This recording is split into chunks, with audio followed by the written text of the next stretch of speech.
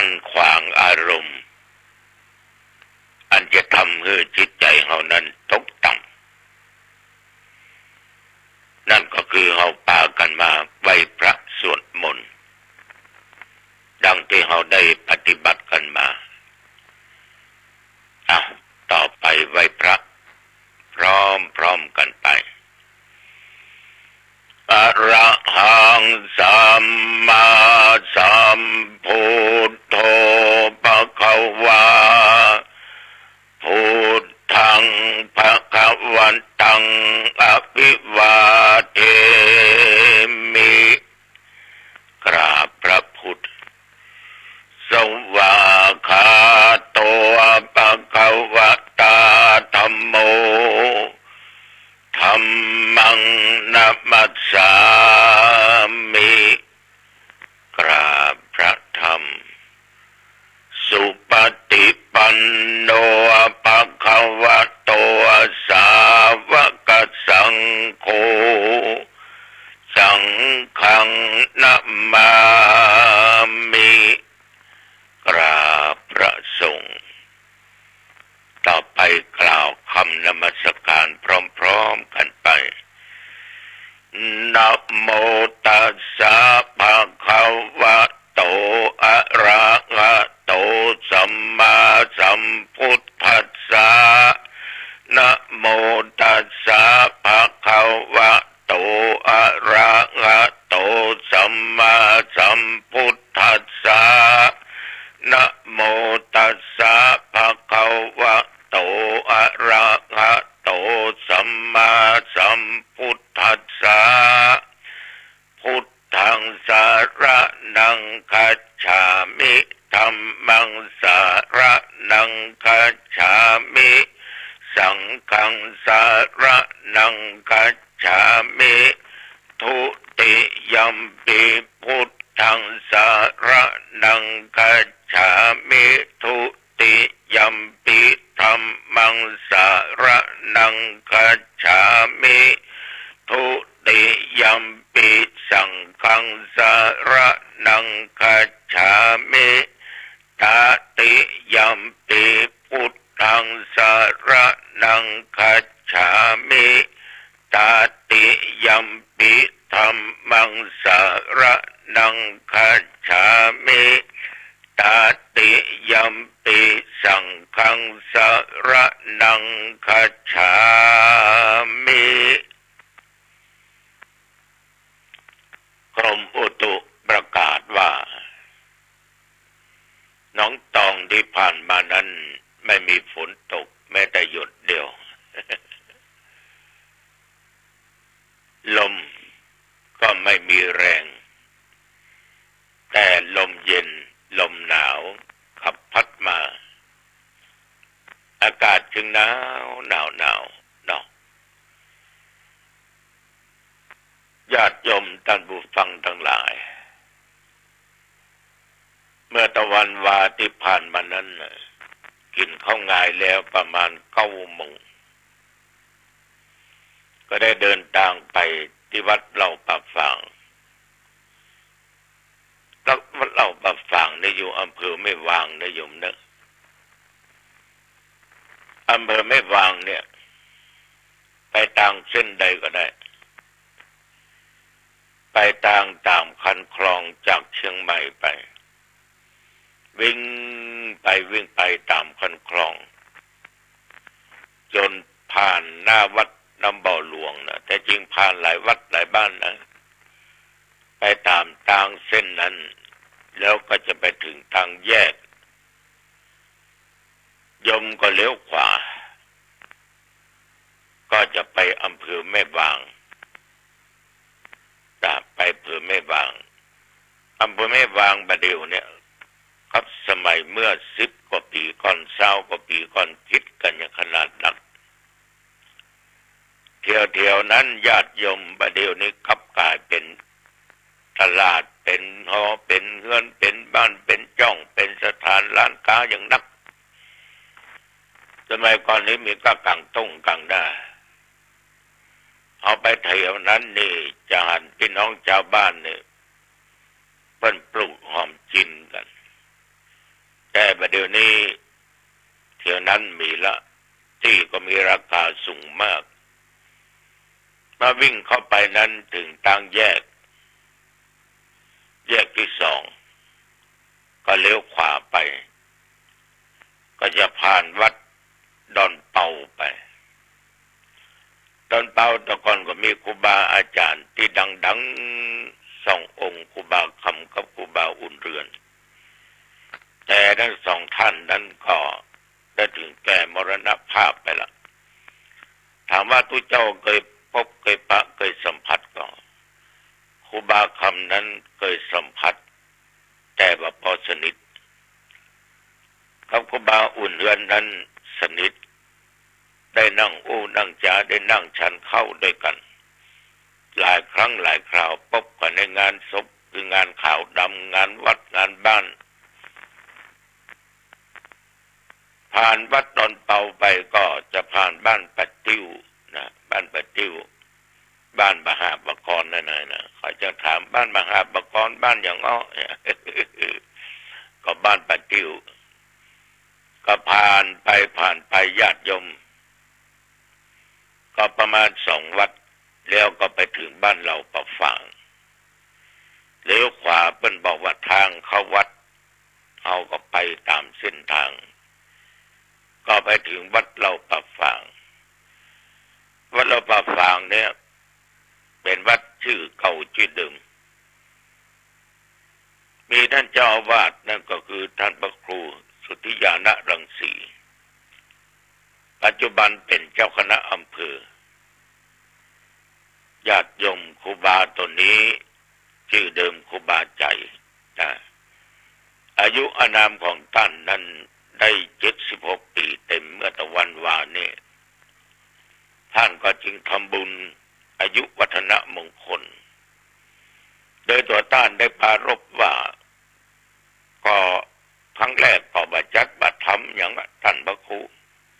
แต่ลูกศิษย์ลูกหาญาติโยมบางท่านบางคนก็ว่าครูบาทำบุญอายุสืบจะตายอย่างผมก็ว่าโอ้โรคโควิดมันนักนะมันจะบ่เหมาะนะเอาก็ทำไปตามที่เขาทำนะกะตามกฎตามระเบียบนะกะเมื่อศรัทธาอยากจะทำลูกศิษย์ลูกหาอยากจะทำครูบาใจก็ทำญาติโยมแต่ว่าเปิ้นก็นิมนต์ด้วยเจ้าประมาณ30 ตนมีพระที่มีอายุพรรษาคือหลวงปู่วัดตำบลหลวงนะอดีตเจ้าคณะอำเภอสันปะตองที่ปรึกษาเจ้าคณะจังหวัดเชียงใหม่อายุได้86เป็นประธานแล้วก็รองลงมาก็อาตมภาพซึ่งก็มีอายุไล่เลี่ยครับท่านเจ้าคณะอำเภอแม่วางเจ้าอาวาสวัดเหล่าป่าฝางหลวงพ่อท่าน76เต็มแต่ว่าสมา76ย่างเข้ามาก็ได้ 3-4 เดือนเปิ้งไก่เนาะประกาไก่อาตมาเปิ้งหมานะเปิ้งหมาปีจอมาหรือปีเซ็ตมาก็ห่างกันไปประมาณ 7-8 เดือนจะมาคือการเคารพนับถือท่านเป็นอย่างมากตั้งแต่พบปะกันครั้งแรกอัธยาศัยต่างๆนั้นมันเข้ากันดีเลยความคิดความอ่านต่างๆนานาเข้ากันแล้วครูบาตัวนี้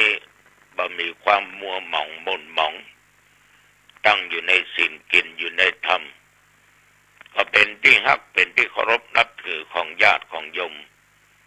แล้วก็เป็นที่นับถือเคารพของตุเจ้าพระสงฆ์องค์เน้นนะญาติโยมท่านผู้ฟังทั้งหลายแต่ว่านี้บรรยากาศก็ญาติโยมไปร่วมงานก็พอเพื่อต้องการคนบรรนักบรรลายเหมือนตุเจ้าหนองตองทำเขาแล้วนั่นเนาะจ้ะก็พอให้พอดีคนสักร้อยปลายก็มีโรงทานเลี้ยงอย่างก็มีท่านนายอำเภอกับ4 ภรรยาเพิ่งก็มาร่วมงานตัวอย่างญาติโยมท่านผู้ฟังทั้งหลาย ศรัทธาเนี่ยมีแรงมีกำลังมีความเลื่อมใสก็พอดีเข้าไปนั่งได้สักคำเนี่ยก็มีญาติมีโยมเขาไปกราบไปไหว้ไปสาถามถึงสุขภาพอาตมาภาพด้วยความห่วงด้วยความฮักด้วยความเคารพนับถือก็ต้องขออนุโมทนาขอบใจต่อญาติต่อโยมที่เข้าไปสอบไปถามถึงอาการเจ็บไข้ได้ป่วยของตุเจ้าตนนี้ก็เลยลวดฉันเพนเนี่ยที่หั่นก็นั่งถึงครูบาวัดน้ำบ่อหลวงหลวงปู่วัดน้ำบ่อหลวงเนาะนั่งฉันเข้าสำหรับครูบาใจนั่นก็กำลังมอบวัตถุมงคลแก่ญาติแก่โยมอยู่เขาพอจะอิ่มมันจะเข้ามาครูบาน้ำบ่อหลวงนั่นน่ะ ท่านไปกรุงเทพมาสัก10 กว่าวันเนี่ยท่านก็มาฟังว่าเจ้าคณะอำเภอหางดงไปกรุงเทพนี่นะบ้านเมืองคอนกรีตเนี่ยสู้เขาไม่ได้เอาผมไปวัดนั้นไปวัดนี้มันเหมือนสมัยก่อนคือหลวงพ่อองค์เนี่ยเพิ่นเคยอยู่กรุงเทพนะเคยอยู่กรุงเทพมาก่อนมันคิดแผกเป็นนักบางวัดก็มองเพราะว่าหมดเสาหลักไปยกตัวอย่างเช่นว่าวัดสะเกษกับวัดนั้นวัดนี้ฟังบนฟังนะเพิ่นก็มามาจาให้ฟังมันสู้ตั้งเฮาไม่ได้นะท่านพระครูเอาอยู่อย่างสงบนะอยู่อย่างตามธรรมชาติของเฮาก็เลยจากับหลวงปู่ว่าธรรมชาตินะหลวงปู่มันมีอย่างจะมาเท่ากับเรื่องของธรรมชาติแม้แต่ร่างกายของเฮาชีวิตของเฮาถ้าอยู่ตามธรรมชาติมันจะมีความสุขอย่างยิ่งถ้าเฮาฝืนธรรมชาติเมื่อใดนั่นนะความหายนะความเดือดร้อนความทุกข์ก็จะเกิดขึ้นเมื่อนั้น ตั้งเจ้าคณะอำเภอหางดงว่าแต่อีหลอเป็นอย่างเป็นจะซ้ำอย่างนี้เนาะเขาว่าหลวงปู่หันว่าจะได้ถูกก็เลยถึงเรื่องธรรมชาติสนทนากันไปตัวนั่งฉันเข้าไปตัวแต่ไม่จะได้เสียงดังนะค่อยๆกันไปเพื่อมารยาทในการคบฉันก็จริงจนว่าฉันอิ่มเรียบร้อยแล้วก็เลยกราบลาทั้งท่านเจ้าคณะอำเภอเจ้าอาวาสวัดเหล่าปะฝางและหลวงปู่เจ้าทั้งหลายหันมาลุกเดินจะกลับตากันลุกยกมือไหว้นะยกมือไหว้ด้วยความอ่อนน้อมนอบน้อมพระพุทธเจ้าทุกตนที่มีหันล้วนแต่เหมือนกับพี่เหมือนกับน้องเดียวกันเหมือนกับลูกเหมือนกับหลานนะแล้วก็ได้แวะโต๊ะของนายอำเภอก็สั่งนายอำเภอไม่วางว่า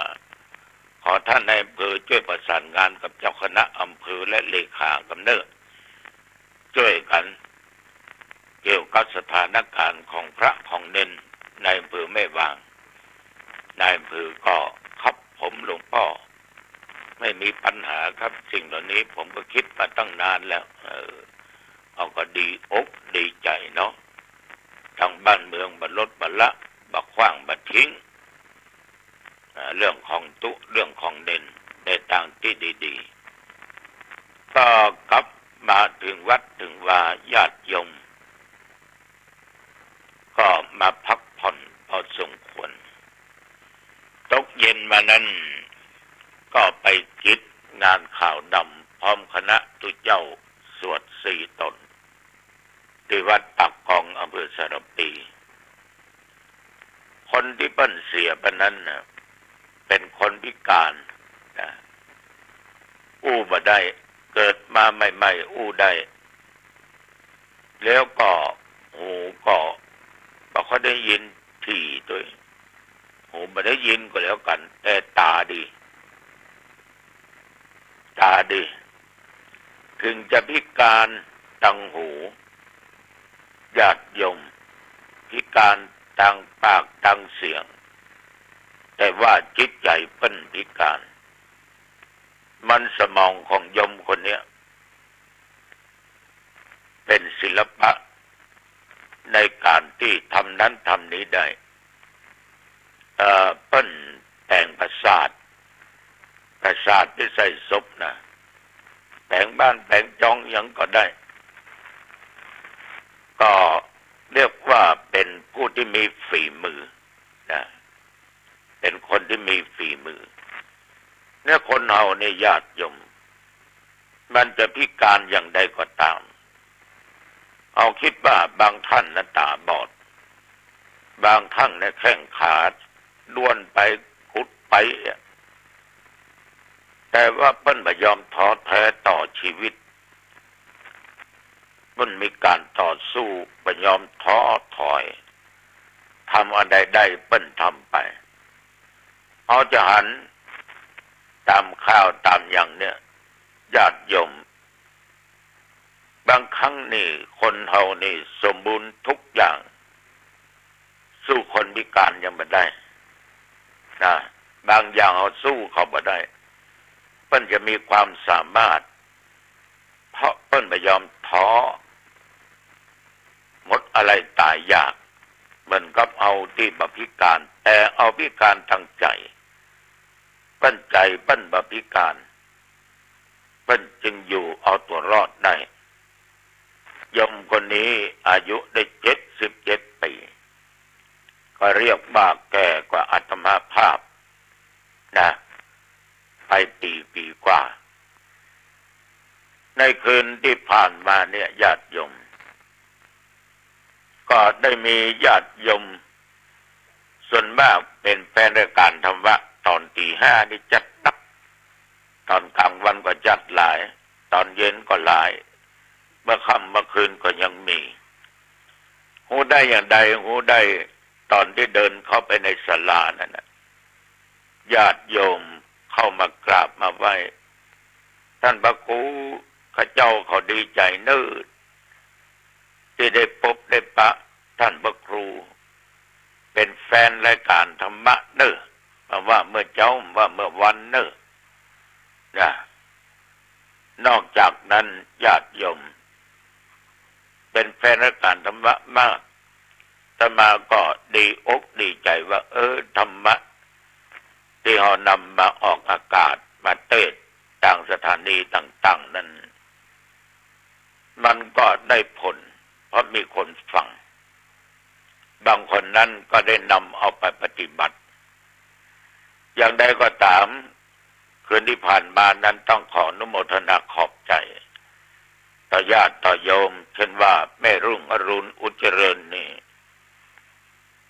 ตระกูลอุจเจริญนี่ตะก่อนนี้ไปบ่อยที่ต้นยางอำเภอสระปีนะบ้านต้นยางบ้านครูบาวัดของครูบาแก้วโยมแม่นี่ก็ได้ทำบุญในการสร้างสถานที่ศึกษาธรรมปฏิบัติธรรมแล้วก็ตามไปหาคนตายคือคุณอนันต์อินแก้วต้องขออนุโมทนาเป็นอย่างมากแล้วก็แม่บุญด่วนเนี่ยโยมทั้งหลายอันนี้ไปที่วัดบ่อยแล้วก็พระแม่บ่อยแม่บุญด่วนลำด่วนนี่นะทุนคำนี่นะพร้อมลูกเต้าหลานเล่นเนี่ยแม่เปิ้นเป็นคนชอบเข้าวัดเข้าว่าทำบุญสุนทานไปที่ไหนจะปะแม่เอายาแก้ไอให้กุฏิกุตังนะพบปะแม่บ่อยพอดูแม่ออกคนนี้หน้าตาอิ่มเอิบบอกเป็นผู้ที่มีบุญเพราะอยู่แบบเรียกว่าจิตใจนั้นสดใสอยู่ตลอดปะที่ไหนแม่ก็ยิ้มแย้มแจ่มใสการอู้กันจ๋าของแม่ก็ไพเราะคำว่าไพเราะในที่นี้มันจะเจ้าข้านะแต่ละคำที่ออกมาอู้จากันนั้นมันสนิทโดยธรรมะแม่ก็ยังร่วมในการสร้างสถานที่ปฏิบัติธรรมมาอีก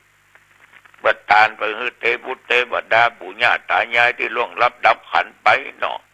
ตลอดจนสรรพสัตว์เจ้ากรรมนายเวรครอบครัวอิ่นแก้วคือคนที่ตายนั่นนะเมื่อก็ได้สร้างบุญเป็นก้าน้ำก้าไฟวัดหนองตองมาแถม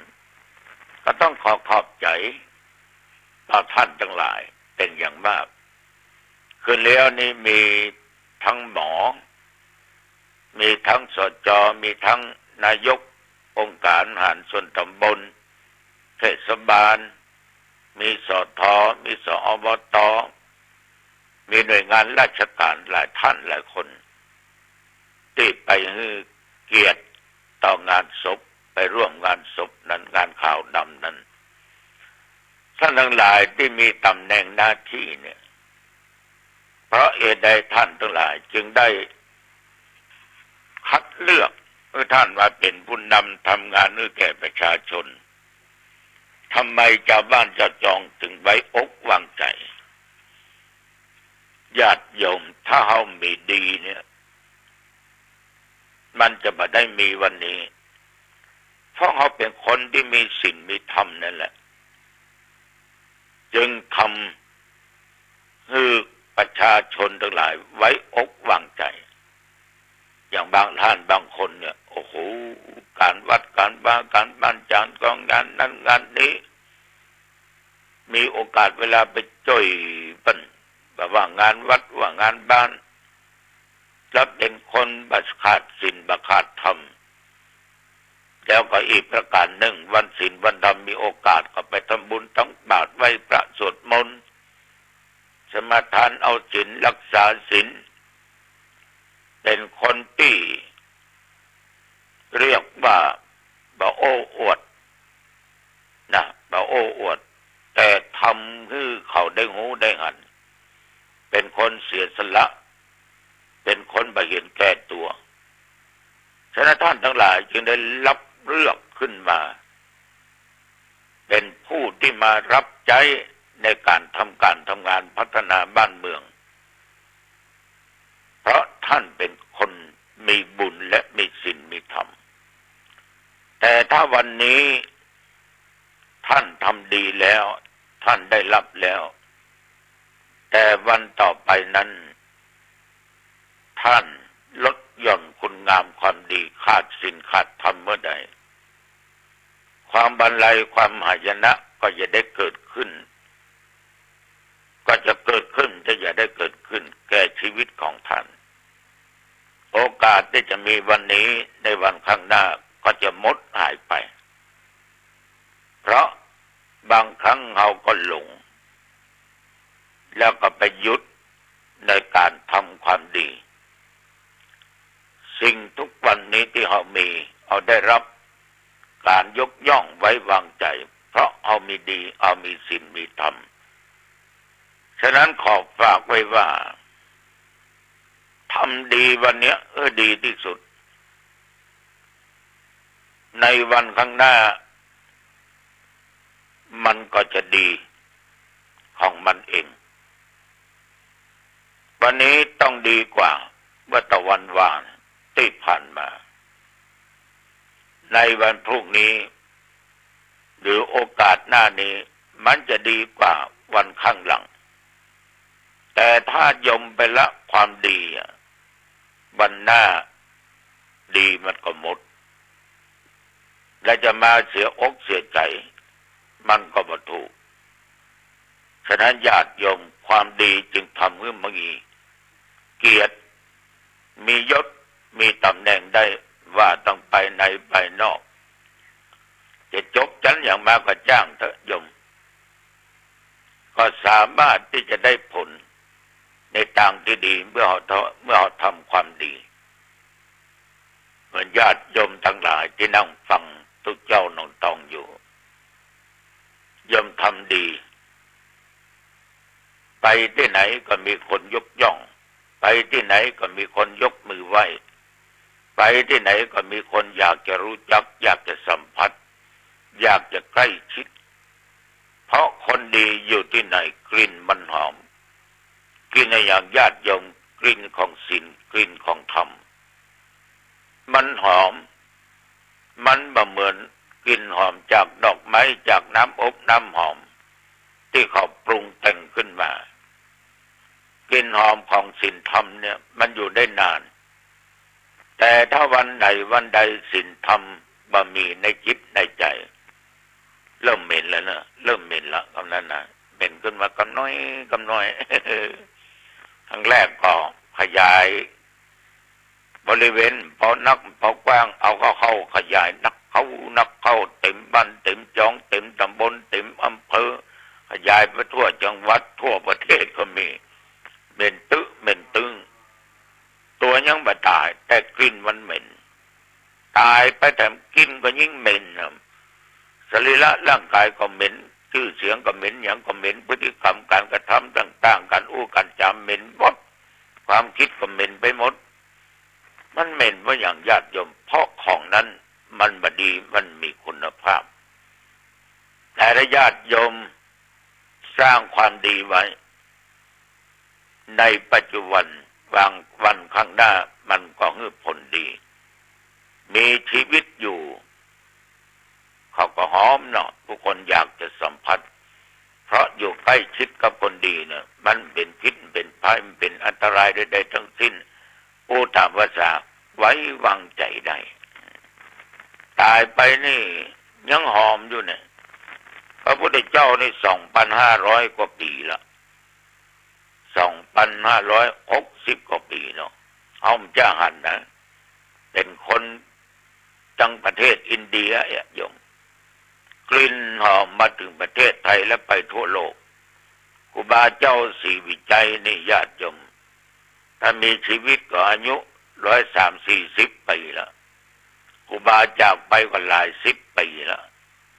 เป่าออกไม่ออกกลิ่นหอมของครูบายังมีตราบเท่าทุกวันนี้คือกลิ่นของครูบาเจ้าคือศีลธรรมนี่ฝากกับญาติกับโยมเนอะปัจจุบันนี้ทำดีที่สุดวันหน้าความดีก็จะให้ผลเองเอาละวันนี้จะไปมาอ่านว่าเป็นเวลาพอสมควรอายุวันโนสุขังพลัง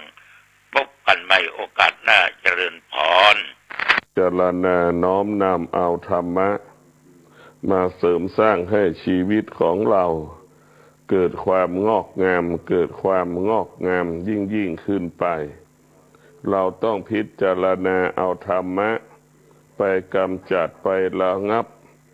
สิ่งที่เป็นอธรรมสิ่งที่เป็นอกุศลออกจากจิตใจของเราควรเป็นจำเป็นต้องเอาธรรมะไปกำจัดไปชำระไปล้างความรู้สึกที่เรารู้สึกความรู้สึกที่เรารู้สึกต่อ1 วันถ้าเรารู้สึกว่าทุกวันหนึ่งก็ไม่รู้กี่10 ครั้งความรู้สึกที่เราว่าสุขก็ไม่รู้กี่10 ครั้งเมื่อรู้แล้วว่าความสุขก็ดีความทุกข์ก็ดีมันเกิดการเปลี่ยนแปลงเมื่อเราเข้าใจว่าการเปลี่ยนแปลงมันเกิดเราก็ไม่ต้องไปยึดถือยึดมั่นคำว่าความสุขคำว่าความทุกข์ความสุขความทุกข์มันเป็นอนิจจังมันเกิดการเปลี่ยนแปลงได้ตลอดเวลาความรู้สึกที่มันปรากฏส่วนมากมันจะเป็นกิเลสมันจะเป็นอธรรมมันจะเป็นอกุศลที่เกิดขึ้นกับชีวิตของเราเช่นตาของเราสัมผัสรู้สึกรูปแบบต่างๆวัตถุต่างๆกระทบที่ตาส่วนมากมันจะเป็นกิเลสทั้งหมดทั้งสิ้นที่เห็นสิ่งนั้นเป็นสิ่งฝ่ายอธรรมเห็นสิ่งฝ่ายอกุศลซึ่งมีบทบาทต่อจิตใจของเราเพราะว่าอธรรมอกุศลกิเลสมีบทบาทต่อดวงตาของเราดวงตาของเราจำนวนมากเป็นที่อยู่ของกิเลสมันจึงดูสิ่งที่เป็นกิเลสมันจึงดูสิ่งที่เป็นกิเลสกิเลสก็คือผู้ทำลายชีวิตของเราเพราะฉะนั้นเราต้องใช้ธรรมะก็คือสมาธิหรือปัญญาไปเข้าไปมีบทบาทควบคุมตาของเรา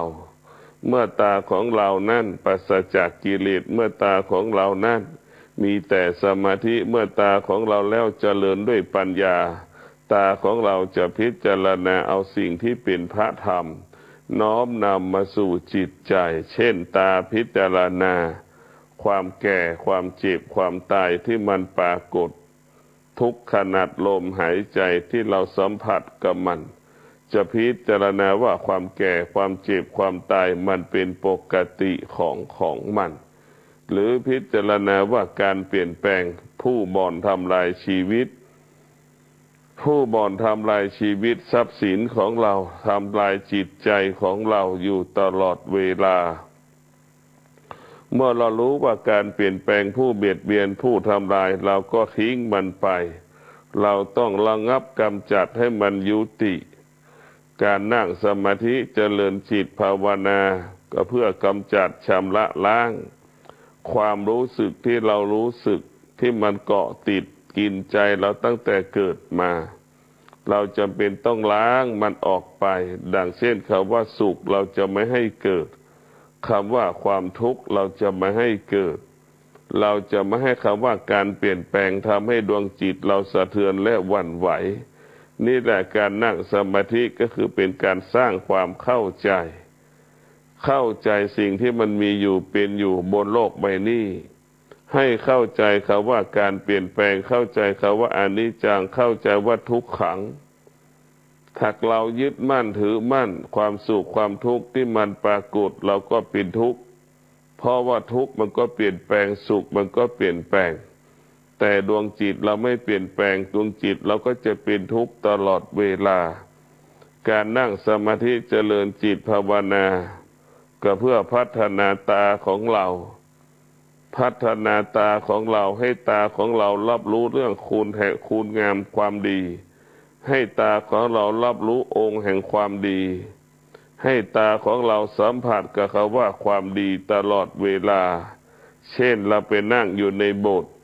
ตาเราจะสัมผัสกับพระพุทธรูปที่อยู่ในโบสถ์ในเจดีย์อยู่ในวิหารเมื่อตามีสมาธิเมื่อตางอกงามด้วยศีลสมาธิปัญญาตานั้นก็จะมีความสุข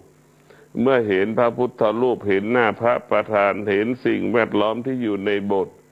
สภาวะจิตมันก็จะสงบเพราะฉะนั้นพวกเราทั้งหลายความรู้สึกที่พอใจหรือไม่พอใจนี่มันเกิดขึ้นแล้วมันก็เปลี่ยนแปลงเราก็ไม่ควรไปยึดคำว่าพอใจหรือไม่พอใจเราควรเข้าใจว่าความพอใจมันก็เปลี่ยนแปลงความไม่พอใจมันก็เปลี่ยนแปลงเราต้องใช้ปัญญามาพิจารณาสิ่งที่มันปรากฏกับชีวิตของเราแต่ละวันแล้วมันก็เป็นมาซ้ำๆซักๆอยู่ตลอดเวลาเพราะเราขาดปัญญาพิจารณาเมื่อเรานั่งสมาธิเจริญจิตภาวนาแล้วเกิดปัญญาญาณเราจะเข้าใจเข้าถึงว่าโลกใบนี้มันมีความจริงอยู่สองประการความจริงที่เปลี่ยนแปลงเราเรียกว่าธรรมชาติความจริงที่ไม่เปลี่ยนแปลงเรียกว่าธรรมะของพระพุทธเจ้านั้นไม่มีการเปลี่ยนแปลงธรรมะพระพุทธเจ้านั้นสอนให้เราเข้าใจเรื่องการเปลี่ยนแปลงธรรมะของพระพุทธเจ้านั้นสอนให้เราอยู่กับการเปลี่ยนแปลงให้ได้เข้าใจการเปลี่ยนแปลงอยู่กับการเปลี่ยนแปลงให้ได้เพราะฉะนั้นการเปลี่ยนแปลงก็ได้แก่อารมณ์ความรู้สึกที่มันปรากฏเกิดขึ้นกับชีวิตของเราแต่ละวันเรามีความรู้สึกพอใจไม่พอใจ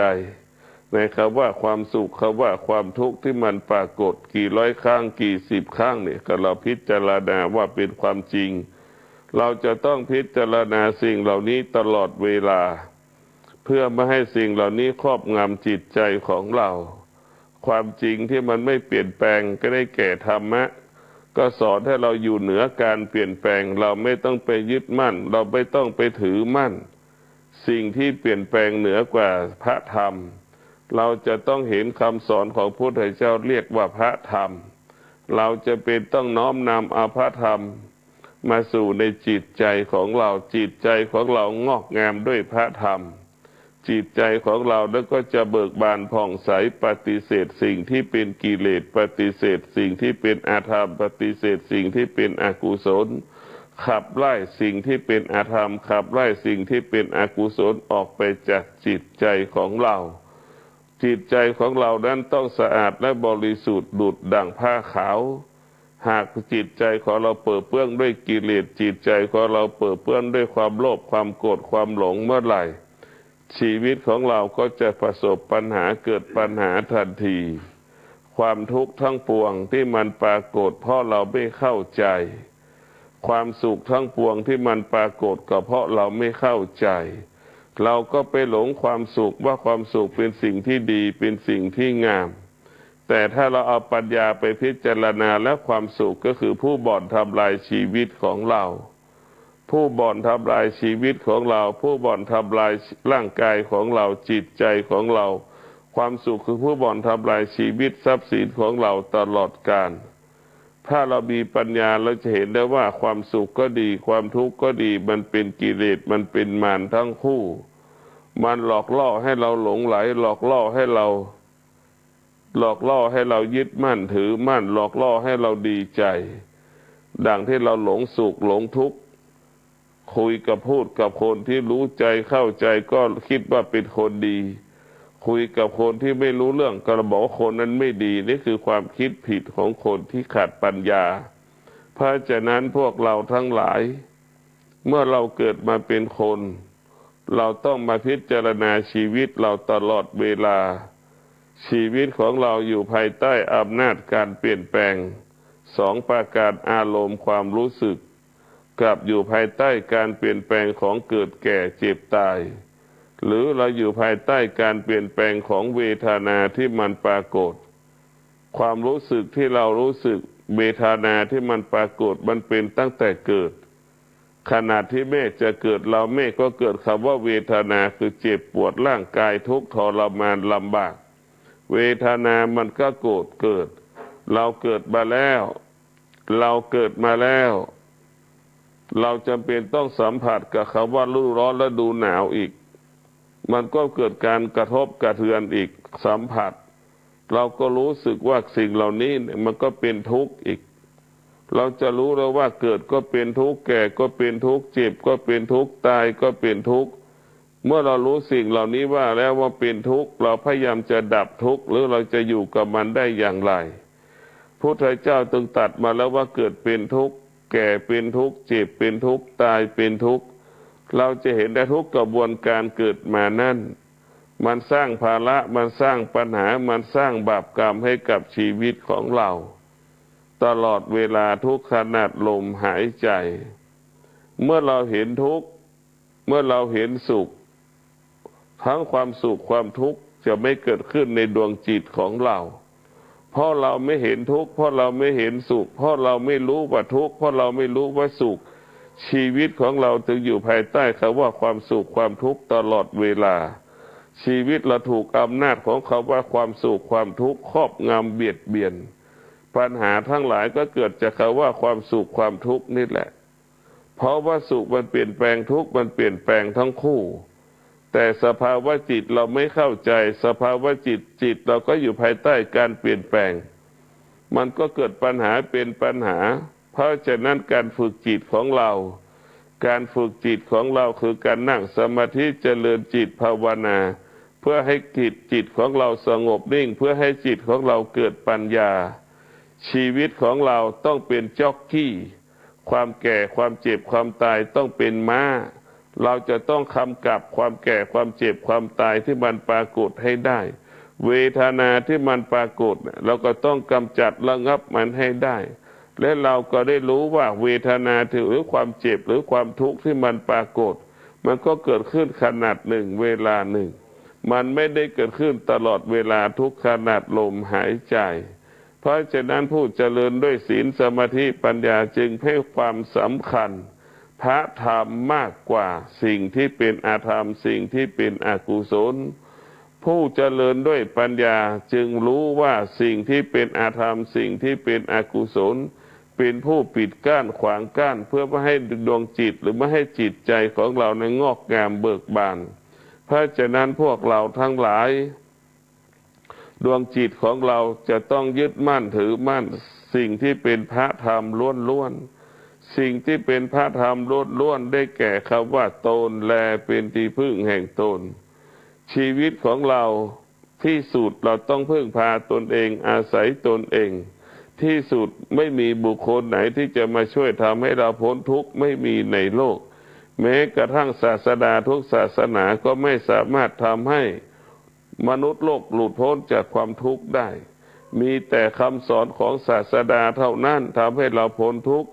เมื่อคนทุกคนปฏิบัติตามคำสอนของศาสดาทุกคนแต่ละคนก็จะพ้นทุกข์คนแต่ละคนก็จะประสบแต่คำว่าความสุขเพราะฉะนั้นพวกเราทั้งหลายเมื่อเราเข้าใจเรื่องเวทนามันปรากฏนั่งฟังธรรมะมันก็เกิดคำว่าเวทนาหูมันมีความสุขได้ฟังเสียงธรรมะแต่ร่างกายมันเกิดความเจ็บปวดมันเกิดความขัดแย้งกันในขณะที่เรานั่งสมาธิมันเกิดความขัดแย้งจิตมันก็สัมผัสรู้สึกได้ว่าเป็นสุขแต่ร่างกายมันก็สัมผัสอีกอย่างหนึ่งว่าเป็นทุกข์เจ็บหลังเจ็บเนื้อเจ็บตัวเจ็บเอวเจ็บแข้งเจ็บขาเวทนาทั้งหลายนี่มันปรากฏเมื่อเรารู้แล้วว่าเวทนามันปรากฏเราก็ควรไม่ควรตอบสนองไม่ควรไปต้อนรับคำว่าเวทนาที่มันปรากฏเราควรพิจารณาว่าความเวทนาที่มันปรากฏมันเกิดขึ้นขนาดหนึ่งเวลาหนึ่งเท่านั้นให้เราเข้าใจเช่นนี้ว่ามันเกิดขึ้นขนาดหนึ่งเวลาหนึ่งที่สุดมันก็ดับที่สุดมันก็เปลี่ยนแปลงและแปรสภาพไปตามกาลเวลาเช่นเดียวกับอารมณ์ที่มันปรากฏความรู้สึกที่มันปรากฏกับชีวิตของเราชีวิตของเราก็ต้องรู้อีกว่าเราสัมผัสรู้สึกได้ความสัมผัสรู้สึกที่เรารู้สึกมันก็อยู่ภายใต้การเปลี่ยนแปลงเราก็ไม่ควรยึดมั่นตอบสนองการเปลี่ยนแปลงใดๆทั้งสิ้นชีวิตของเรามีอย่างเดียวก็คือสติที่จะต้องกำจัดชำระล้างสิ่งที่เป็นอาธรรมสิ่งที่เป็นอกุศลออกไปจากจิตใจของเราจิตใจของเราร่างกายของเราอายตนะอวัยวะของเราต้องเป็นที่อยู่ของพระธรรมเท่านั้นพระธรรมเท่านั้นควรสถิตอยู่ในดวงจิตของเราพระธรรมเท่านั้นควรสถิตอยู่ในร่างกายของเราบุคคลใดที่เจริญด้วยศีลสมาธิปัญญาบุคคลนั้นจะงอกงามเบิกบานผ่องใสคิดแก้ปัญหาก็ง่ายพัฒนาก็ได้ไวเพราะฉะนั้นพวกเราทั้งหลายศีลสมาธิปัญญานี่เป็นหลักของการกำกับกำหนดควบคุมเมื่อเราอยู่ร่วมกันแล้วเราต้องใช้ความอดทนไปควบคุมการอยู่ร่วมกัน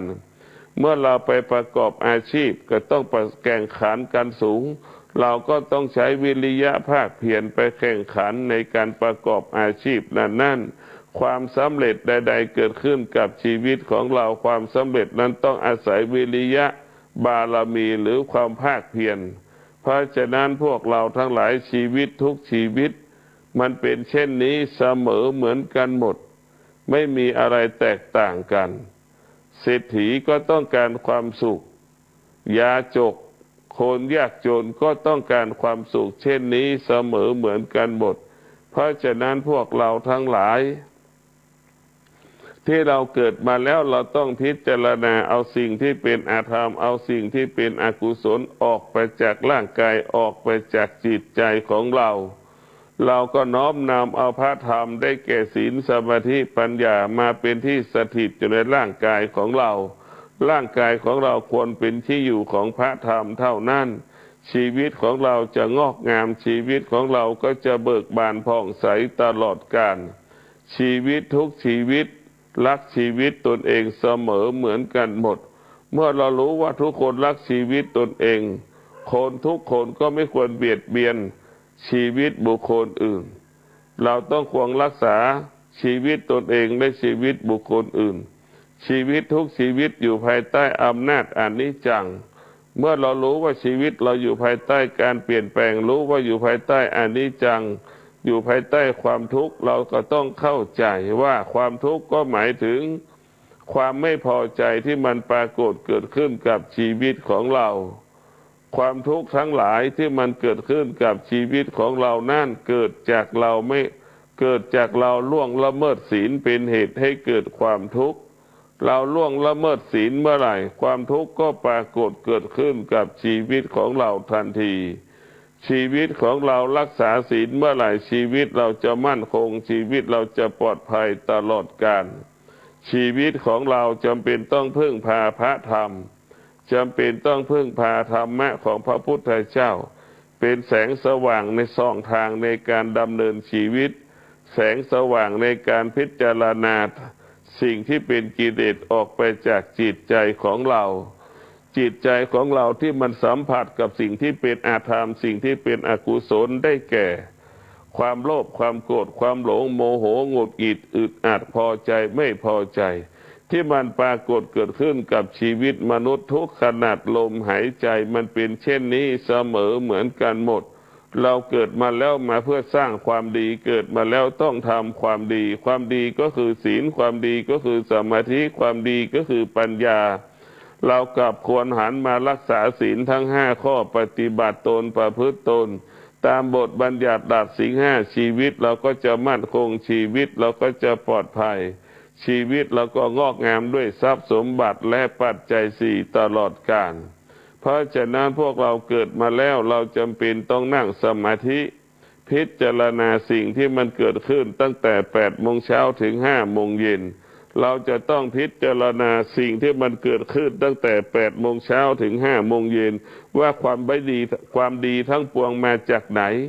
ความไม่ดีทั้งปวงมันมาจากไหนเราจะต้องพิจารณาเราจะต้องพิจารณาปัญหาที่มันเกิดขึ้นตั้งแต่5 โมงเย็นถึง5 โมงเย็นจนถึง8 โมงเช้าเนี่ยปัญหามันเกิดมาจากไหนเราจะต้องพิจารณาปัญหาที่มันเกิดขึ้นตั้งแต่5 โมงเย็นจนถึง8 โมงเช้าเราจะเป็นต้องพึ่งพาสมาธิไปขยายผลสิ่งที่เรารับรู้หรือเป็นสิ่งที่เรารู้สึกให้เราอยู่เหนือความรู้สึกที่เรารู้สึกเราจะต้องประพฤติตนปฏิบัติตนด้วยบทบัญญัติหลักศีล5ชีวิตของเราก็จะงอกงามตลอดกาลชีวิตของเราก็จะเบิกบานผ่องใสตลอดเวลาศีล5เท่านั้นที่จะทำให้ชีวิตเหล่านั้นมีความสุขเบื้องต้นศีล5เท่านั้นจะทำให้ชีวิตของเรานั้นมั่นคงปลอดภัยในการครองเรือนเพราะฉะนั้นศีล5เท่านั้นที่จะทำให้ชีวิตของเรานั้นอยู่อย่างมีความสุขกินอย่างมีความสุขนอนอย่างมีความสุขก็เพราะศีล5เท่านั้นเพราะฉะนั้นพวกเราทั้งหลายเราต้องเกิดมาแล้วเราต้องปฏิบัติตนประพฤติตนตามบทบัญญัติหลักศีล5ความสงบสุขสันติสุขความสุขเกิดขึ้นกับชีวิตของเราครอบครัวของเราประเทศชาติของเรายุคนี้ยุคแห่งปัญญาเราต้องใช้ปัญญาพิจารณาเราต้องใช้ปัญญาพิจารณาชีวิตของเราเมื่อเรามีปัญญาเมื่อเราใช้ปัญญาเราก็รู้ดังที่ได้กล่าวว่ากิเลสก็คือได้แก่ความสุขความทุกข์สิ่งเหล่านี้ทั้งคู่มันเป็นสิ่งที่อยู่ภายใต้การเปลี่ยนแปลงสิ่งที่เปลี่ยนแปลงก็คือสิ่งที่ไม่ใช่ความจริงไม่เป็นความจริงเพราะฉะนั้นพวกเราทั้งหลายเกิดมาแล้วเราต้องเข้าใจเรื่องกฎของธรรมชาติเข้าใจหลักของธรรมชาติโดยเฉพาะเด็กๆทั้งหลายที่มันเป็นลูกน้อยของเราต้องเข้าใจต้องสอนธรรมะให้กับเขาเราต้องเอาความดีมอบให้กับเขาความดีก็หมายถึงศีลความดีก็หมายถึงสมาธิความดีก็หมายถึงปัญญาให้เด็กๆเราต้องสอนมันให้มันสัมผัสรู้สึกกับคำว่าสถานที่ปฏิบัติธรรมอย่างน้อยโตมาแล้วมันประสบปัญหามันเกิดปัญหามันก็จะมีที่ดับทุกข์ของมันมีที่ดับทุกข์ของมันเพราะฉะนั้นวิธีการดับทุกข์ก็คือการรักษาศีลเป็นการดับทุกข์เบื้องต้นการดับทุกข์ตัวที่สองก็คือความสงบเมื่อสภาวะจิตเราเกิดความสงบเมื่อไหร่ชีวิตของเราก็จะปกติตลอดกาลชีวิตของเราต้องการความสงบทุกขณะลมหายใจชีวิตของเราดวงจิตของเรามันมีความพึงปรารถนาความสงบมันต้องการความสงบอยากให้ความสงบเกิดขึ้นกับชีวิตของเรานี่แหละธรรมะของพระพุทธเจ้านั้นเป็นเรื่องความจริงของชีวิตทุกๆเรื่องทุกๆอย่าง เราเกิดมาแล้วเราต้องปรับปรุงเปลี่ยนแปลงแก้ไขสิ่งที่มันเกิดขึ้นกับชีวิตของเราสิ่งที่มันเกิดการเปลี่ยนแปลงคือไม่ใช่ความจริงเราต้องรู้เมื่อเรารู้แล้วเราจะไม่ยึดมั่นถือมั่นสิ่งที่เกิดการเปลี่ยนแปลงเมื่อเรารู้แล้วเราจะต้องยึดถือยึดมั่นสัจจะบารมีหมายถึงเรามีสัจจะเราจะสวดมนต์เราจะไหว้พระเราจะนั่งสมาธิระยะ3 เดือนนี้ทุกวันนี่คือเราจะต้องบำเพ็ญเพียรสัจจะบารมีให้เกิดความสำเร็จเราจะเป็นต้องใช้ความอดทนมากำกับมากำหนดควบคุมการดำเนินชีวิตของเราก็จะเกิดปกติกับตลอดกาลชีวิตของเราร่างกายของเรานั้นต้องเป็นที่อยู่ของพระธรรมพระธรรมเท่านั้นที่จะนำพาชีวิตเหล่านั้นไปสู่ความงอกงามไปสู่ความดีงามพระธรรมก็คงเปรียบเสมือนน้ำร่างกายของเราเปรียบเสมือนต้นไม้ต้นไม้ของเราก็เปรียบเสมือนจิตนั่นแหละเพราะเมื่อเราต้นไม้ได้รับน้ำแล้วมันก็จะเกิดคำว่าเบิกบานผ่องใสเติบโตยิ่งใหญ่แข็งแรงสมบูรณ์เช่นเดียวกันถ้าเราฝึกฝนจิตใจของเราจิตใจเราก็จะมั่นคงจิตใจแล้วก็แข็งแรงสมบูรณ์จิตใจของเราจะไม่หวั่นไหวเมื่อเรานั่งสมาธิเรามีปัญญาเราจะไม่หวั่นไหวต่อการเปลี่ยนแปลงความดีก็ช่างความไม่ดีก็ช่างเราจะไม่ให้ความทุกข์ครอบงำเราจะไม่ให้ความสุขครอบงำดวงจิตของเราต้องอยู่เหนือความสุขอยู่เหนือความทุกข์ดวงจิตของเราต้องสงบนิ่งต่อความสุขความทุกข์ที่มันปรากฏเพราะฉะนั้นพวกเราทั้งหลายสุขทั้งปวงทุกข์ทั้งปวงล้วนเป็นอุปสรรคล้วนเป็นปัญหาของชีวิตเราจำเป็นต้องพิจารณาใช้พระธรรมหมายถึงศีลสมาธิปัญญามากำกับมากำหนดมาควบคุมการดำเนินชีวิตของเราการประกอบอาชีพของเราการปฏิบัติหน้าที่ของเราก็จะเกิดคำว่างอกงามเบิกบานผ่องใสจึงขอความสุขสวัสดีจงเกิดแก่ท่านผู้ชมผู้ฟังธรรมะวัดดอนจันทร์ทุกท่านขอให้ท่านทั้งหลายมีสติมีสมาธิมีปัญญาในการดำเนินชีวิตในการประกอบอาชีพปฏิบัติหน้าที่ขอให้สำเร็จผลด้วยเถิดสวัสดีครับท่านผู้ฟังที่เคารพการนำเรื่องราวในวิมานวัตถุพระสุตตันตปิฎกนำขยายเนื้อความมาถึงอาจามทายิกาวิมานนะครับก็เป็นส่วนที่พระมหากัสสปะเข้านิโรธสมาบัติ7 วันแล้วออกจากนิโรธสมาบัติก็จะได้โปรดซึ่งคนทุกตะนางเลี้ยงชีวิตอยู่ด้วยข้าวตังของผู้คนนะครับก็เป็นการโปรดนางที่เป็นทุกตะนะครับก็เป็นส่วนที่มีวิมานอยู่ชื่อว่าอาจามทายิกาวิมานซึ่งหลังจากนางได้เห็นพระมหากัสสปะเถระออกจากนิโรธสมาบัติพระเถระนี้เป็นผู้มีอานุภาพก็ไม่มีของกินหรือของเคี้ยวจะถวายก็มีน้ำข้าวกับข้าวตังอันจืดไม่มีรสนะครับยังเปื้อนด้วยหญ้าแล้วก็ผงธุลีอยู่ในภาชนะที่สกปรกพระเถระก็กล่าวกับพระเถระว่าขอท่านจงโปรดจัดข้างหน้าเถิดพระเถระก็ยืนนิ่งหมายถึงพระมหากัสสปะที่ออกจากนิโรธสมาบัติก็ไม่ไปนะครับไม่ขยับเท้าแม้แต่ข้างเดียวผู้คนในเรือนนำภิกขาเข้าไปถวายพระเถระก็ไม่รับหญิงเข็นใจนั้นก็รู้ว่าพระเถระประสงค์จะให้นางใส่บาตรนะครับก็หลังจากใส่บาตรแล้วพระมหากัสสปะก็กระทำอนุโมทนากล่าวกับหญิงเข็นใจนั้นว่าท่านได้เป็นมารดาของอาตมาในอัตภาพที่3จากชาตินี้ดังนี้นางยังความเลื่อมใสให้เกิดในพระเถระยิ่งนักนะครับก็ทำการะตายไปบังเกิดในสวรรค์ชั้นนิมมานรดีก็หลังจากนั้น ท่านพระมหากัสสปะในยามกลางคืนเที่ยงคืนก็จะถามถึงสถานที่เกิดของหญิงนั้นก็ได้กล่าวว่าเมื่อพระคุณเจ้าเที่ยวไปบิณฑบาตยืนนิ่งอยู่หญิงผู้ใดเข็ญใจยากไร้อาศัยชายคาเรือนของคนอื่นเลื่อมใสแล้วถวายข้าวตังด้วยมือตนเองแก่พระคุณเจ้าหญิงผู้นั้นละกายจากมนุษย์แล้วได้ไปสวรรค์ชั้นไรหนอเจ้าข้าพระมหากัสสปะเถระถวายพระพรว่าหญิงขัดสนยากไร้อาศัยชายคาเรือนของคนอื่นอยู่มีจิตเลื่อมใสได้ถวายข้าวตังแก่อาตมาภาพผู้กำลังเที่ยวไปเพื่อบิณฑบาตซึ่งมายืนหยุดนิ่งเฉพาะหน้าด้วยมือของตนเองนั้นครั้นละจากอัตภาพเป็นมนุษย์จุติตายจากมนุษย์นี้ก็ไปบังเกิดเป็นเทวดาผู้มีฤทธิ์มากชื่อนิมมานรดีมีอยู่นางผู้ถวายเพียงข้าวตังเป็นทานก็ถึงความสุขอันเป็นทิพย์บันเทิงอยู่ในชั้นนิมมานรดีนั้นท้าวสักกะสดับว่าทานของหญิงนั้นมีผลใหญ่มีอานิสงส์ผลใหญ่แล้ว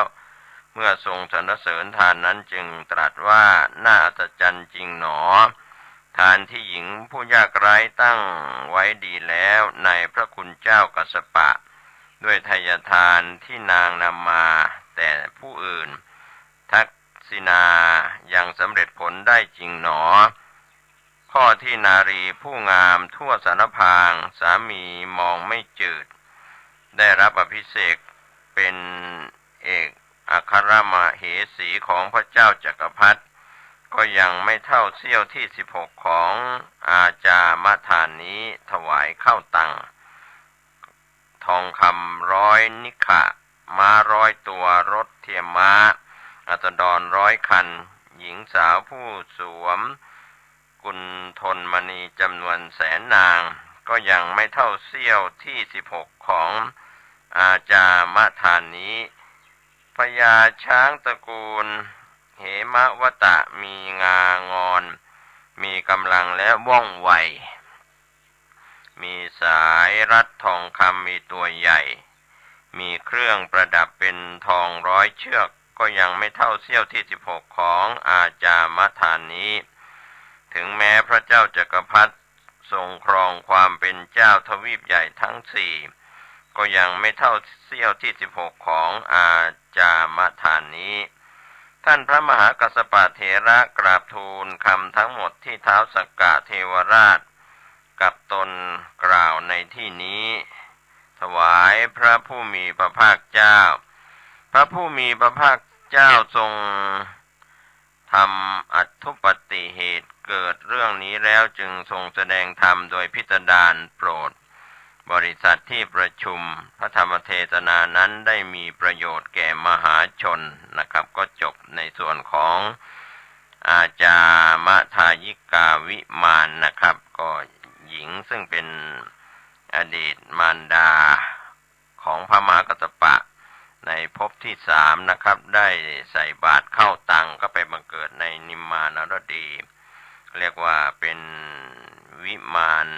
จากการถวายข้าวตังชื่อว่าอาจามทายิกาวิมานส่วนวิมานถัดไปชื่อว่าจันดาริวิมานนะครับท่านผู้ฟังครั้งหนึ่งพระผู้มีพระภาคเจ้าประทับอยู่ณกรุงราชคฤห์ในเวลาใกล้รุ่งทรงเข้ามหากรุณาสมาบัติที่พระพุทธเจ้าทุกพระองค์ทรงปฏิบัติกันมาแล้วเมื่อออกจากสมาบัติแล้วทรงตรวจดูโลกด้วยพระพุทธญาณอยู่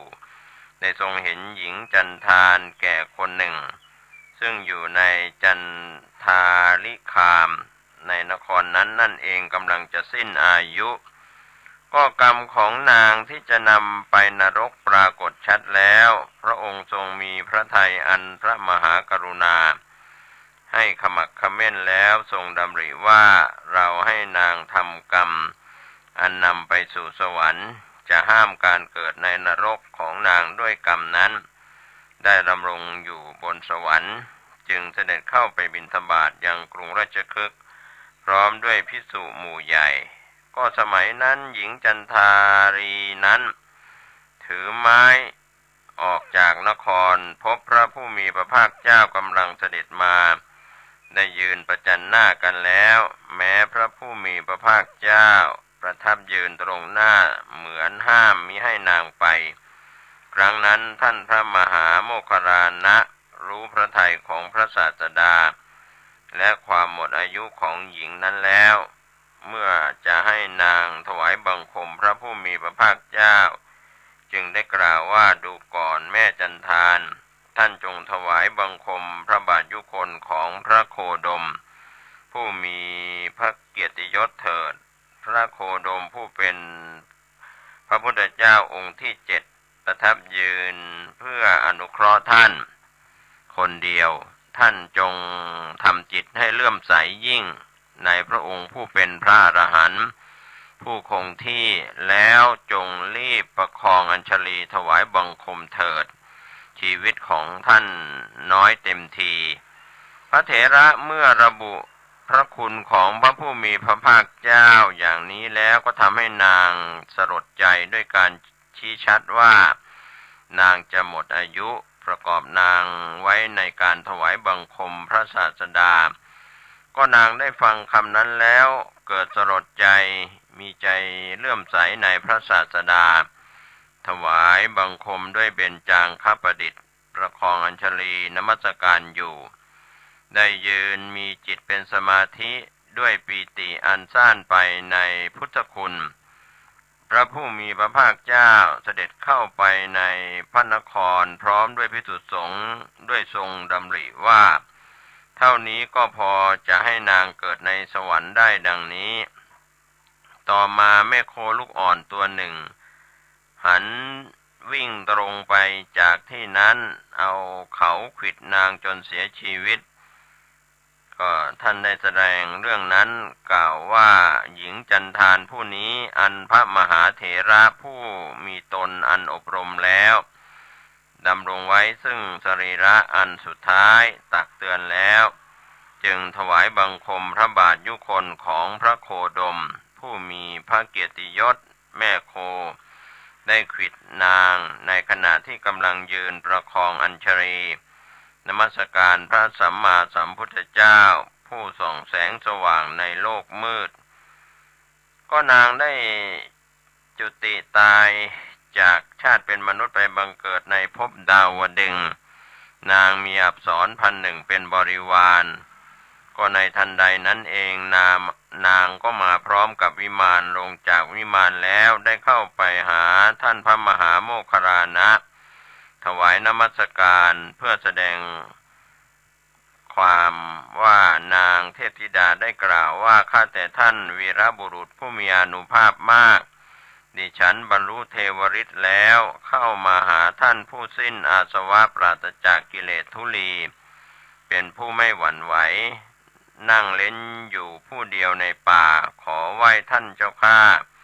พระเถระได้ถามเทพธิดานั้นว่าดูก่อนเทพธิดาผู้สง่างามท่านเป็นใครมีรัศมีดั่งทองงามรุ่งโรจน์มีเกียรติยศมากงามตระการมิใช่น้อยแวดล้อมด้วยหมู่เทพอัปสรพากันลงมาจากวิมานจึงมาไหว้อาตมาเทพธิดานั้นได้ถูกพระเถระถามอย่างนี้แล้วจึงกล่าวว่าท่านเจ้าข้าดิฉันเป็นหญิงจันทานถูกท่านผู้เป็นวีรบุรุษส่งไปถวายบังคมพระบาทยุคนของพระโคดมผู้เป็นพระอรหันต์มีพระเกียรติยศครั้นได้ถวายบังคมพระยุคนบาทแล้วจุติตายจากกำเนิดหญิงจันทานไปแล้วเข้าถึงวิมานอันเพียบพร้อมด้วยสมบัติทั้งปวงในอุทยานนันทวันเทพอัปสร1,001พากันมายืนห้อมล้อมดิฉันผู้เป็น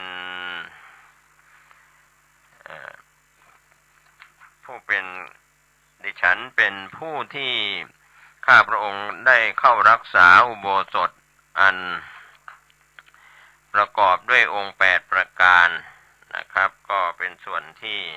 อัน ฉันเป็นผู้ประเสริฐเลิศกว่าเทพอัปสรเหล่านั้นด้วยวรรณะเกียรติยศและก็อายุดิฉันได้กระทำกรรมอันงามมากมายมีสติสัมปชัญญะท่านเจ้าข้าดิฉันมามนุษยโลกครั้งนี้ก็เพื่อถวายนมัสการพระมุนีผู้มีกรุณาเจ้าข้าเทพธิดาจันทารีผู้กตัญญูกตเวทีครั้นกล่าวถ้อยคำนี้แล้วไหว้เท้าทั้งสองของท่านพระมหาโมคคารลานะเถระองค์พระอรหันต์แล้วก็อันตรธานไปณที่นั้นนั่นเองส่วนท่านพระมหาโมคคารลานะเถระกราบทูลเรื่องถวายพระผู้มีพระภาคเจ้าแล้วพระผู้มีพระภาคเจ้าทรงทำข้อความนั้นให้เป็นอัตุปติเหตุเกิดเรื่องทรงแสดงธรรมแก่บริษัทที่ประชุมกันพระธรรมเทศนานั้นได้เป็นประโยชน์แก่ประชาชนนะครับก็เป็นส่วนของจันทาริวิมานของนางเทพธิดาซึ่งไปบังเกิดบนสวรรค์ชั้นดาวดึงส์ด้วยการแสดงความเคารพพระผู้มีพระภาคเจ้าในสมัยที่เป็นมนุษย์วิมานถัดไปนะครับชื่อว่าพัทธิตถิกาวิมานก็เป็นการกล่าวถึงสมัยหนึ่งพระผู้มีพระภาคเจ้าประทับอยู่ณพระเชตวันอารามของอนาถบิณฑิกะกรุงสาวัตถีสมัยนั้นในกิมิรนครมีคฤหบดีบุตรผู้หนึ่งชื่อโรหกะมีศรัทธาประสาทะถึงพร้อมด้วยศีลและก็อาจาระในนครนั้นมีทาริกาเด็กหญิงคนหนึ่งในตระกูลที่มีโภคทรัพย์มากทัดเทียมกับนายโรหกะนั้นเป็นผู้มีศรัทธาเลื่อมใสมีนามว่าพัทธาเพราะเจริญแม้ตามปกติครั้นต่อมามารดาบิดาของโรหกะได้เลือกกุมารีนั้นนำนางมาในเวลานั้นได้ทำอาวาหะวิวาหะมงคลกันสองสามีภรรยานั้นก็อยู่ร่วมกันด้วยสามัคคีก็เพราะอาจารสมบัติของตนนางจึงได้เป็นคนเด่นรู้จักเพราะเป็น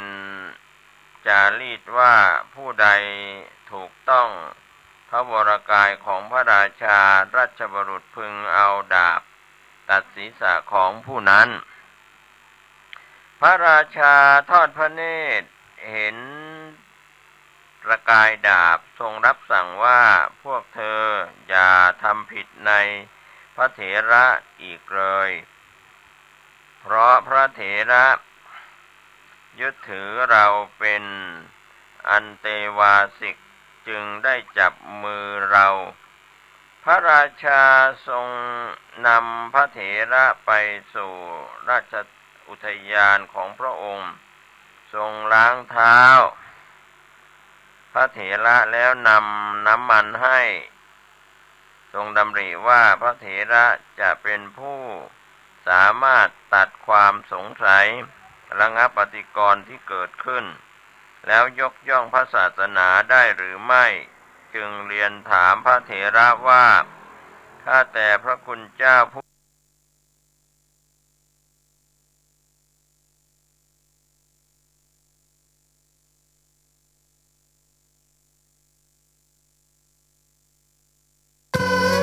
แสนเพลินเงินไม่ต้องมีใครด่าใคร